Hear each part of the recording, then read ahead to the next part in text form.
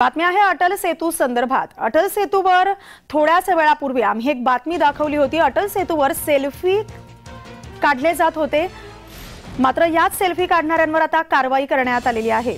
सुमारे 300 बेशिस्त वाहन चालकांवर ही कारवाई करण्यात आलेली आहे। अटल सेतूवर सेल्फी काढणं आता महागात पडणार आहे। पोलिसांकडून नियम मोडणाऱ्या वाहन चालकांवर कारवाई केली जाते। काही दिवसांपूर्वीच पंतप्रधान नरेंद्र मोदी यांच्या हस्ते या अटल सेतूचा लोकार्पण सोहळा पार पडला होता। नागरिकांचा प्रवास हा सुलभ आणि सोयीस्कर व्हावा यासाठी अटल सेतूची निर्मिती करण्यात आलेली आहे। मात्र या सेतूवर नागरिकांनी सेल्फी काढल्याचं पाहायला मिळालंय आणि या अटल सेतूवर मौज मजा करण्यासाठी आणि फिरण्यासाठी नागरिक येत असल्याचं देखील पाहायला मिळालंय आणि अशाच वाहन चालकांवर आता कारवाई केली जाते।